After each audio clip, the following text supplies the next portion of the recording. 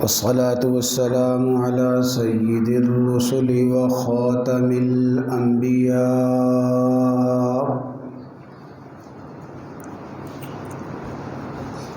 اللهم صل على سيدنا ومولانا محمد وعلى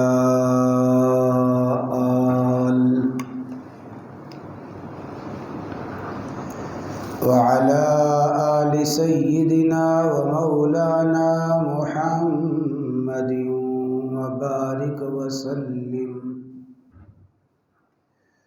وبارك وسلم وصل عليه.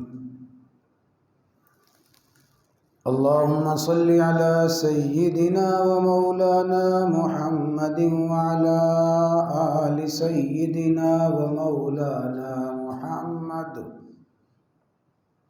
وبارك وسلم ثم صل عليه. أعوذ بالله من الشيطان الرجيم. بسم الله الرحمن الرحيم. إن أول بيت وضع للناس للذي ببكة مباركا وهدى للعالمين.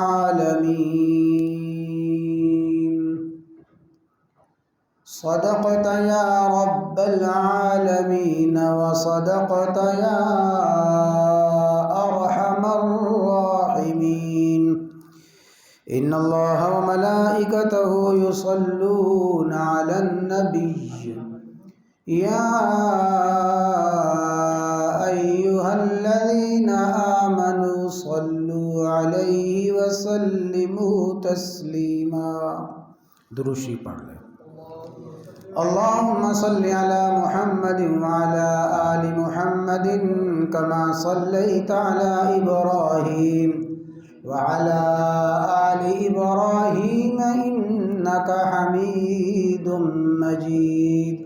اللهم بارك على محمد وعلى آل محمد كما باركت على إبراهيم وعلى آل إبراهيم إنك حميد مجيد.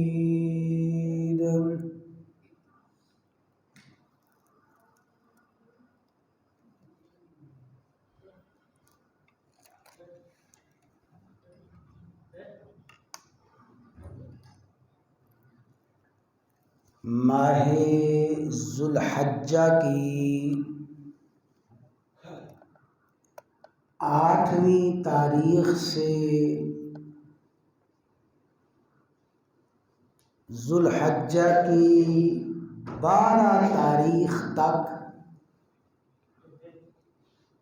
5 مخصوص دنوں میں 5 متعین اور مقرر دنوں میں 5 مقامات میں حاضر ہو کر 7 مخصوص اعمال اور مخصوص افعال ادا کرنے کا نام حج ہے. حج کے مخصوص ایام 5 ہیں اور 5 مقامات میں حج ادا کیا جاتا ہے اور حج کے مخصوص اعمال اور حج کے مخصوص افعال 7 ہیں.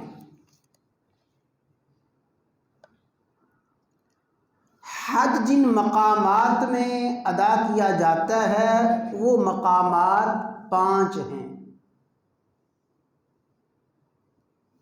سب سے پہلا مقام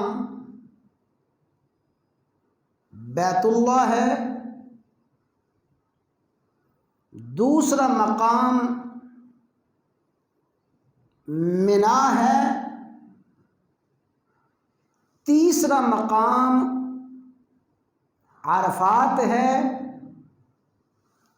چوتھا مقام مزدلفہ ہے، اور پانچواں مقام صفا اور مروہ پہاڑیاں ہیں۔ یہ 5 مقامات ہیں۔ ان مقامات میں حاضر ہو کر 5 دنوں میں ذوالحجہ کی 8ویں تاریخ سے لے کے 12ویں تاریخ تک 7 مخصوص اعمال اور افعال ادا کرنے ہیں۔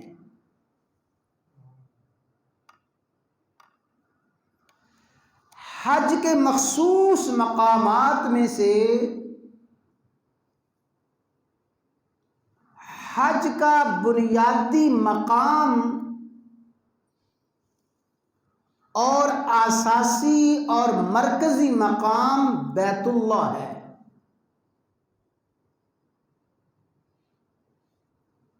اسی بیت اللہ کی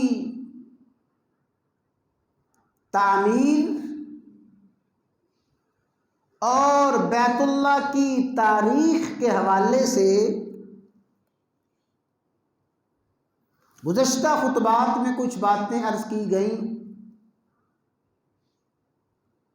بیت اللہ کی تعمیر اور بیت اللہ کی سب سے پہلی بنا فرشتوں نے کی۔ سیدنا آدم علیہ السلام نے بیت اللہ کی عمارت کو بنایا۔ آدم علیہ السلام کے بیٹے سیدنا شیس علیہ السلام نے بیت اللہ کی عمارت کو بنایا۔ قوم عمالقہ اور قوم جرہم انہوں نے بیت اللہ کی عمارت کو بنایا، اور پھر بیت اللہ کی عمارت میں مرکزی کردار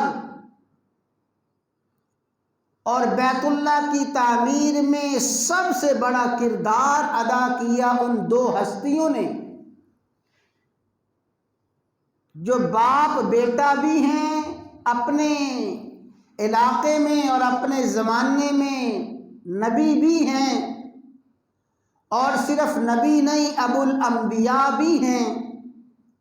حضرت سیدنا ابراہیم خلیل اللہ علیہ السلام، سیدنا اسماعیل ذبیح اللہ علیہ السلام، ان مبارک ہستیوں نے بیت اللہ کی عمارت کو تعمیر کیا، اور ان ہستیوں کی تعمیر کے بعد بھی مختلف مراحل اور مختلف اوقات میں بیت اللہ کی تعمیر اور بیت اللہ کی تبدیلی ہوتی رہی، عمارت کی تبدیلی ہوتی رہی، حتیٰ کہ قریش نے امام الانبیاء سید الانبیاء سیدنا و مولانا محمد الرسول اللہ صلی اللہ علیہ وسلم کے دور اقدس میں قریش نے بیت اللہ کی عمارت کو بنایا، اور قریش نے جو بیت اللہ کی عمارت کو تعمیر کیا اس کا تذکرہ احادیث میں بالتفصیل کیا گیا۔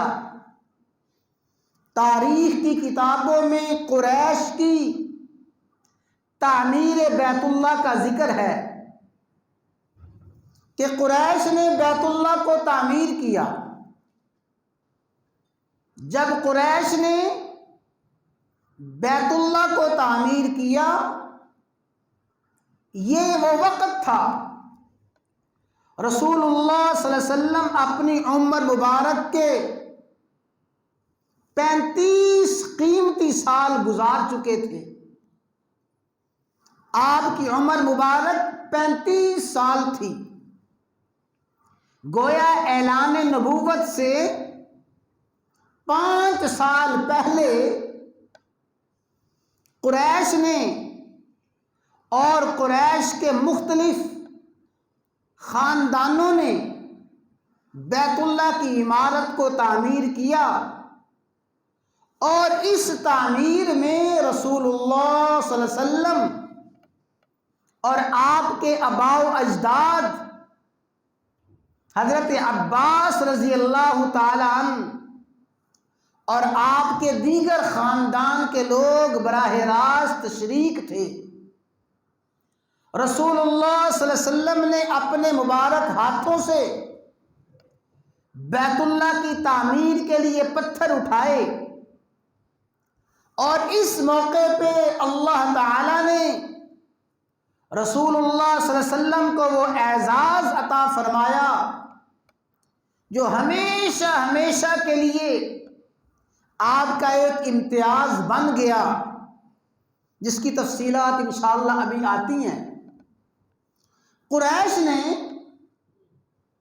یہ محسوس کیا کہ بیت اللہ کی عمارت صدیوں سے بننے کی وجہ سے صدیوں سال اور صدیاں گزر چکی ہیں۔ کئی صدیوں پہلے بیت اللہ کی عمارت تعمیر ہوئی، اب بیت اللہ کی عمارت انتہائی بوسیدہ ہو گئی ہے، دیواریں بہت کمزور ہو گئی ہیں، اور ایک دو واقعہ ایسا بھی پیش آیا کہ بیت اللہ کی عمارت میں آتش زدگی اور آگ لگنے کی وجہ سے کچھ حصہ جلا بھی، تو قریش نے دیکھا کہ بیت اللہ کی عمارت صدیوں قبل تعمیر ہوئی تھی، انتہائی بوسیدہ ہو گئی ہے، کئی مقام سے بیت اللہ کی عمارت گر رہی ہے، اور ایک دو مقام سے میں نے عرض کیا کہ جل چکی تھی۔ تو قریش نے باہمی مشورہ کیا کہ ہم بیت اللہ کی عمارت کو نئے سرے سے بناتے ہیں، اسے پختہ تعمیر کرتے ہیں، اور اس کی بنیادوں سے اس کو اٹھا کے اس کو مضبوطی سے تعمیر کرتے ہیں۔ تو بیت اللہ کو تعمیر کرنے کے لیے، بیت اللہ کی جدید عمارت بنانے کے لیے قریش متفق ہو گئے، مشورہ ہو گیا، لیکن 2 رکاوٹیں ان کے سامنے تھیں، 2 وجوہات کی بنا پہ وہ لرزاں تھے، وہ ڈر رہے تھے۔ پہلی وجہ یہ تھی کہ انہوں نے چند سال قبل ایک عظیم واقعہ اور ایک عظیم حادثہ دیکھا تھا، سنا تھا۔ تقریباً 35 سال قبل ہی وہ عظیم واقعہ پیش آ چکا تھا، جسے قرآن کریم نے اصحاب فیل، ہاتھی والوں کا واقعہ ذکر فرمایا ہے کہ وہ ابرہہ آیا اور بیت اللہ کی عمارت کو منہدم اور گرانے کے ارادے سے آیا تھا۔ پھر ابرہہ کا اور ابرہہ کے لشکر کا انجام کیا ہوا؟ بہت سے لوگ موقع کے گواہ بھی تھے، اور سنا تو سبھی نے تھا۔ سب کو پتا تھا کہ جس نے بیت اللہ کی عمارت کو گرانے کا ارادہ کیا تھا، اس کا انجام خالق و مالک نے کیا فرمایا؟ الم تر کیف فعل ربک باصحاب الفیل الم یجعل کیدہم فی تضلیل وارسل علیہم طیرا ابابیل ترمیہم بحجارۃ من سجیل فجعلہم کعصف مأکول۔ یہ واقعہ اسی سال پیش آیا جس سال رسول اللہ صلی اللہ علیہ وسلم کی ولادت باشہادت ہوئی۔ اس لیے تاریخ کی کتابوں میں آتا ہے کہ رسول اللہ صلی اللہ علیہ وسلم کی ولادت عام الفیل میں ہوئی۔ عام کہتے ہیں سال کو، اور فیل ہاتھی کو۔ جس سال ہاتھیوں والا واقعہ پیش آیا اس سال رسول اللہ صلی اللہ علیہ وسلم کی ولادت باسعادت ہوئی، تو قریش جانتے تھے کہ یہ 35-36 سال پہلے کچھ لوگوں نے بیت اللہ کو گرانا چاہا، اللہ تعالیٰ نے ان کو ایسے نیست و نابود کیا، تو ڈرتے تھے کہ ہمارا یہ عمل پتہ نہیں اللہ تعالیٰ کے ہاں پسند بھی ہے یا نہیں ہے، کہیں ہمارا انجام بھی وہی نہ ہو جو ابرہہ کا، اس کے لشکر کا انجام ہوا۔ جیسے وہ نیست و نابود ہوئے، ہمارا انجام ایسا نہ ہو۔ ان کے لرزاں اور ڈرنے کی ایک وجہ اصحاب فیل کا واقعہ تھا، تو متردد تھے کہ بیت اللہ کی عمارت کو گرائیں یا نہ گرائیں، تعمیر جدید کریں یا نہ کریں۔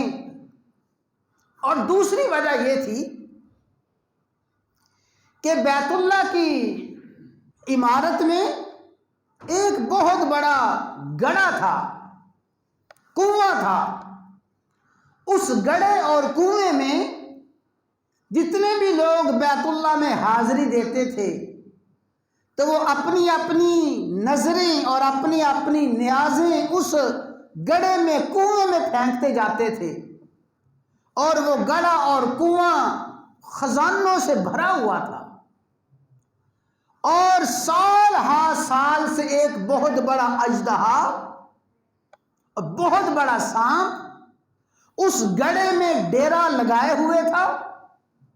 وہ کبھی کبھار دھوپ کے وقت بیت اللہ کی دیوار پہ آ کے بیٹھ جاتا، لوگ خوف زدہ ہو کے پیچھے ہٹ جاتے، پھر وہ اسی گڑھے میں چلا جاتا۔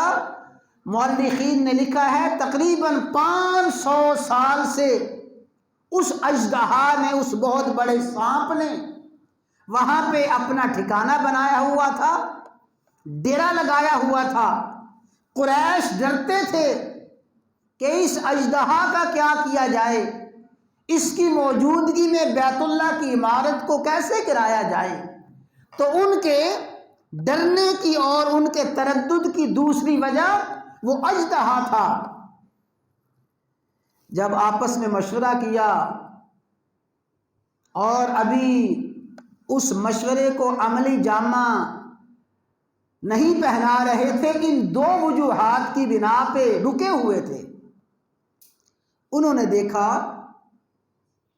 کہ ان کی تسلی اور ان کی تشفی کا سب سے پہلا سامان یہ ہوا کہ وہ اژدہا ایک دن بیت اللہ کی دیوار پہ بیٹھا ہے، دھوپ نکلی ہوئی ہے اور لوگ دور سے دیکھ رہے ہیں کہ آج بھی وہ بہت بڑا اژدہا سانپ بیت اللہ کی دیوار پہ بیٹھا ہوا ہے، اس گڑھے سے نکلا ہوا ہے۔ لوگوں کے دیکھتے ہی دیکھتے ایک بہت بڑی گدھ اور جھیل آئی، اس گدھ نے اپنے پنجوں میں اس اژدہا کو مضبوطی کے ساتھ پکڑا، اپنی چونچ میں دبایا، اور دیکھتے ہی دیکھتے اس اژدہا کو لے کے اڑ گئی۔ وہ اژدہا لوگوں کی نظروں کے سامنے وہ گدھ اڑا کے لے گئی۔ جب قریش نے اس کو جاتے ہوئے دیکھا تو کہنے لگے اللہ تعالی ہمارے اس عمل پر، ہمارے اس ارادے پہ راضی ہے، اللہ تعالیٰ نے اپنی قدرت کاملہ سے اس رکاوٹ کو دور فرما دیا ہے۔ وہ اژدہا، وہ جو بہت بڑا خطرہ تھا، وہ اللہ تعالیٰ نے ان کی آنکھوں کے سامنے اس کو ہٹا دیا۔ اب بیت اللہ کی عمارت کو گرائے کون؟ انہوں نے ولید بن مغیرہ کو، ولید بن مغیرہ جو کہ قریش کا سردار تھا، اس نے کہا اپنی قوم سے کہ سب سے پہلے میں اس میں اس فعل کو اور اس عمل کو شروع کرتا ہوں، عمارت کو گراتا ہوں، تھوڑا سا حصہ گراؤں گا اور گرانے کے بعد ساری رات گزاروں گا۔ اگر رات کے کسی حصے میں مجھ پہ کوئی آفت آ جائے، مجھ پہ کوئی آسمانی اور ناگہانی مصیبت آ جائے، تو اے میری قوم اپنے اس ارادے سے باز آ جانا۔ اگر میں زندہ رہا تو پھر اللہ تعالیٰ کو ہمارا یہ ارادہ پسند ہوگا۔ تو سب سے پہلے ولید بن مغیرہ نے رکن یمانی اور رکن شامی کی طرف سے تھوڑی سی عمارت کو گرانا شروع کیا۔ کدال ہاتھ میں پکڑی ہے، بیت اللہ کی دیوار کے پاس آیا، کہنے لگا یا اللہ آپ علیم و خبیر ہیں، آپ جاننے والے باخبر ہیں، ہمارے ارادوں سے باخبر ہیں، آپ جانتے ہیں ہمارا ارادہ آپ کے گھر کے ساتھ کسی برائی کا نہیں ہے، ہم کسی شر کی وجہ سے اور کسی بری نیت کی وجہ سے تیرے گھر کو نہیں گرانا چاہتے۔ اس نے یہ دعا کی، الفاظ ادا کیے اور کدال مار کے تھوڑے سے پتھر گرائے، پتھر گرا کے گھر میں چلا گیا۔ ساری کی ساری قریشی قوم منتظر تھی کہ دیکھو اب رات میں ولید بن مغیرہ کے ساتھ کیا معاملہ پیش آتا ہے۔ ساری رات خیر و عافیت سے گزری۔ جب صبح ہوئی تو قریش نے یہ سمجھ لیا کہ اللہ تبارک و تعالی ہمارے اس ارادے سے ناخوش نہیں ہیں، اللہ تعالیٰ ناراض نہیں ہیں، اللہ تعالیٰ ہمارے اس ارادے پہ راضی ہیں۔ تو قریش نے بیت اللہ کی عمارت کو گرانا شروع کیا۔ اس طرح قوم قریش نے بیت اللہ کی ساری عمارت کو گرایا، حتیٰ کہ بڑی دلچسپ بات یہ پیش آئی کہ جب دیواریں گرا کے بنیادوں میں پہنچے، کون سی بنیادیں؟ وَإِذْ يَرْفَعُ إِبْرَاهِيمُ الْقَوَاعِدَ مِنَ الْبَيْتِ، وہ بنیادیں جن بنیادوں پہ ابراہیم علیہ السلام نے بیت اللہ کو تعمیر کیا تھا، اور وہ بنیادیں جو بنیادیں آدم علیہ السلام نے بنائی تھیں، وہ بنیادیں جن بنیادوں کی نشاندہی فرشتوں نے کی تھی، اصل بنیادوں تک پہنچ گئے۔ اصل بنیادوں تک پہنچ کے جب ان بنیادوں کو گرانا چاہا، ان بنیادوں پہ کدال مارنی چاہی، جو ہی ان بنیادوں پہ کدال ماری پورے مکے میں زلزلہ آ گیا۔ وہ بنیادیں جو اصل بنیادیں تھیں، جب اصل بنیادوں تک پہنچے، اصل بنیادوں تک پہنچ کے ان کو گرانا چاہا، مکے میں زلزلہ آیا۔ قریش کہنے لگے نہیں نہیں، ان بنیادوں کو نہیں چھیڑیں گے، ان کو نہیں گرائیں گے، بس اللہ تبارک و تعالیٰ کو یہی محبوب ہے اور اللہ تعالیٰ کی یہی منشا ہے کہ ان بنیادوں تک رہا جائے۔ تو قریش نے وہ بنیادیں ظاہر کیں اور ان بنیادوں تک عمارت کو گرایا۔ پھر بیت اللہ کی جو تعمیر شروع ہوئی، سب سے پہلے قریش نے اعلان کیا، رسول اللہ صلی اللہ علیہ وسلم کے حضور نبی کریم علیہ السلام کے والد ماجد عبداللہ کے ایک ماموں تھے، انہوں نے اعلان کیا کہ اے میری قوم قریش، ہم اللہ کے گھر کو بنا رہے ہیں، بیت اللہ کو بنا رہے ہیں۔ یہ بیت اللہ بڑی عظمت والا، بڑی فضیلت والا ہے، لہذا کوئی شخص بھی اپنی حرام کی کمائی بیت اللہ کی عمارت میں نہ لگائے، کوئی بدکار عورت اپنی بدکاری کی کمائی اور کوئی ظالم اپنی ظلم کی کمائی، کوئی سود خور اپنی سود کی کمائی بیت اللہ کی عمارت میں نہ لگائے، اس لیے کہ بیت اللہ اللہ کا گھر ہے۔ اس اللہ کے گھر کی تعمیر میں وہی کمائی لگائی جائے، وہی پیسہ لگایا جائے جو پاک ہو، جو حلال طریقے سے کمایا گیا ہو، حلال طریقے سے کمایا گیا پیسہ بیت اللہ کی عمارت میں لگایا جائے۔ اس طرح قریش نے پہلا تو یہ وعدہ کیا، معاہدہ کیا کہ بیت اللہ کی تعمیر میں حلال اور جائز پیسہ لگائیں گے۔ اور یہاں پہ سن لیں امام الانبیاء سید الانبیاء سیدنا و مولانا محمد الرسول اللہ صلی اللہ علیہ وسلم نے ارشاد فرمایا ان اللہ طیب، اللہ تعالیٰ پاک ہیں، اللہ تعالیٰ کی ذات پاک ہے، لا یقبل الا طیبا، اللہ تعالیٰ پاک کمائی ہی کو قبول فرماتے ہیں۔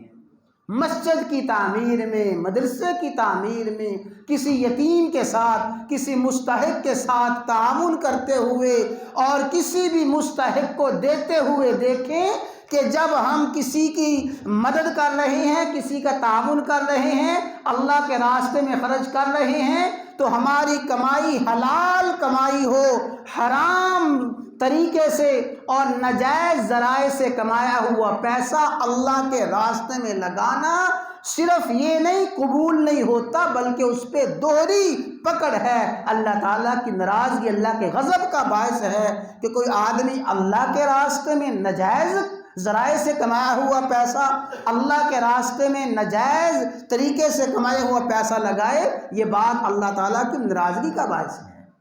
اور وہ قریشی بھی جانتے تھے کہ اللہ کے گھر کی تعمیر میں حلال پیسہ لگانا ہے، تو بیت اللہ کی تعمیر شروع ہو گئی۔ وہ تفصیلات ہیں، تعمیر شروع ہوتے ہوتے بیت اللہ کی عمارت کی تعمیر شروع ہوتے ہوتے وہ مرحلہ آ گیا، پورے مکے میں حالات کشیدہ ہو گئے۔ ابھی تک تو سارے قریشی بڑے سلوک کے ساتھ، وحدت کے ساتھ بیت اللہ کی عمارت کو تعمیر کر رہے تھے، اپنے اپنے حصے کی عمارت بنا رہے تھے، خاندانوں میں تقسیم کر دیا گیا، اتنا حصہ فلاں خاندان بنائے گا، اتنا حصہ فلاں خاندان بنائے گا، اتنا حصہ فلاں خاندان بنائے گا۔ بیت اللہ کی تعمیر بڑی وحدت کے ساتھ، یکجہتی کے ساتھ ہو رہی ہے، حتیٰ کہ موقع آ گیا کہ حجر اسود کو اس مقام پہ کون نصب کرے گا؟ جس مقام پہ حجر اسود آج ہے، یہاں پہ کون نصب کرے گا؟ ظاہر ہے کہ یہ بہت بڑا اعزاز تھا، بہت بڑا شرف تھا، اور رہتی دنیا تک یہ نام ہونا تھا کہ فلاں خاندان نے بیت اللہ کے اس کونے میں حجر اسود کو نصب کیا تھا، اس کونے میں حجر اسود کو لگایا تھا۔ تو جب حجر اسود کی تنصیب کا موقع آیا، اس کو اس مقام پہ لگانے کا موقع آیا، ہر خاندان کہنے لگا یہ اعزاز تو میں لوں گا، دوسرا خاندان کہنے لگا نہیں یہ حق ہمارا ہے، تیسرا خاندان کہنے لگا نہیں ہمارا حق ہے۔ سارے کے سارے قریش کے خاندان والے اور قریش کے مختلف خاندان آپس میں ایک دوسرے کے مد مقابل آ گئے کہ یہ اعزاز ہم حاصل کریں گے، یہ اعزاز ہم حاصل کریں گے، حتیٰ کہ کئی خاندانوں نے خون سے بھرے ہوئے پیالے ہاتھ میں لیے، ان خون پیالوں میں اپنے ہاتھ ڈبوئے، گویا یہ ایک بہت بڑا اعلان تھا اور ایک بہت بڑا وعدہ تھا، ہم خون بہا دیں گے، کٹ جائیں گے، مر جائیں گے، لیکن یہ اعزاز کسی کو نہیں لینے دیں گے، یہ اعزاز ہمارا حق ہے، ہم حجر اسود کو اس کونے میں ہم ہی تعمیر کریں گے، اس کونے میں ہم رکھیں گے، ہم کسی کو یہ اعزاز نہیں لینے دیں گے۔ اپنے اپنے ہاتھ خون کے پیالوں میں ڈبوئے اور اعلان کیا، تو پورے مکہ میں حالات کشیدہ، پتہ نہیں اب کیا بنے گا، کتنا خون بہے گا۔ آخر ایک قریشی سردار کہنے لگا چلو یار یہ فیصلہ قسمت پہ چھوڑتے ہیں، اللہ پہ چھوڑتے ہیں، انتظار کرو، دیکھو سب سے پہلے کل صبح سب سے پہلے اس بیت اللہ میں کون آتا ہے، جو سب سے پہلے بیت اللہ میں داخل ہو، یعنی اس عمارت میں داخل ہو، یہ اعزاز اس کو دے دیں گے۔ کوئی بھی آ جائے گا، کسی خاندان کا ہوگا، چل فیصلہ اس پہ کرتے ہیں کہ کل صبح بیت اللہ میں سب سے پہلے کون داخل ہوتا ہے۔ یہ ایک ایسی غیر جانبدار بات تھی، سب کے سب کہنے لگے ٹھیک ہے، کہ جس کی قسمت میں ہوگا اس کو دیکھ لیں گے۔ تو قریشی سردار صبح دیکھ رہے ہیں کہ سب سے پہلے کون آتا ہے، یہ اعزاز کس کے حصے میں آتا ہے۔ تو اچانک قریش دیکھ رہی ہیں کہ امام الانبیاء سید الانبیاء سیدنا و مولانا محمد الرسول اللہ صلی اللہ علیہ وسلم تشریف لا رہے ہیں اور بیت اللہ کی عمارت میں داخل ہو رہے ہیں۔ جو ہی آپ کو آتا ہوا دیکھا سب کہنے لگے جاء الامین جاء الامین، یہ امانت کا پیکر آ گیا ہے، یہ امین آ گیا ہے، قد رضیناہ، ہم سب کے سب اس پہ راضی ہیں کہ یہ اعزاز اس کے حصے میں آ جائے، ہم اس پہ خوش ہیں۔ تو حضور نبی کریم علیہ السلام تشریف لائے، آپ نے اپنی چادر مبارک کو پھیلایا، اللہ اکبر۔ یہ دیکھیں اپنی قوم کے ساتھ ہمدردی، قوم کے ساتھ خیر خواہی اور قوم کی دل جوئی اور یکجہتی اور وحدت کو کیسے پیدا کیا۔ آپ نے اپنی چادر کو پھیلایا اور فرمایا بھئی ہر خاندان کا سردار آگے آئے، اس چادر کو آگے پکڑ لیں۔ سارے خاندان کے نمائندے آگے آئے، اس چادر کو پکڑا۔ حضور نبی کریم علیہ السلام نے اپنے دست مبارک سے حجر اسود اٹھا کے اس چادر میں رکھا، فرمایا کہ چلو لے چلو۔ سارے کے سارے قوم کے نمائندے سردار اس چادر کو پکڑتے ہیں اور لاتے ہیں بیت اللہ کے کونے کے پاس۔ حضور نبی کریم علیہ السلام بھی چادر پکڑے ہوئے ہیں اور ساری کی ساری قریشی قوم کے نمائندے اور خاندان کے مقتدر لوگ اس چادر کو پکڑے ہوئے ہیں۔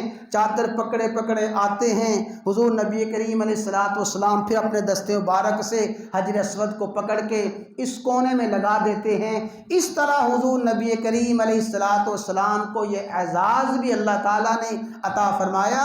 حجر اسود آپ کے ہاتھوں نصب ہوا اور پھر حضور نبی کریم علیہ السلام نے پوری قوم میں یکجہتی اور وحدت ایسے پیدا فرمائی کہ پوری کی پوری قوم کے نمائندوں کو، سرداروں کو حجر اسود کی تنصیب میں شریک فرما لیا۔ جو بہت بڑا جھگڑا شروع ہونے والا تھا، اللہ تعالیٰ نے حضور نبی کریم علیہ السلام کے ہاتھوں اس جھگڑے کو ختم فرمایا۔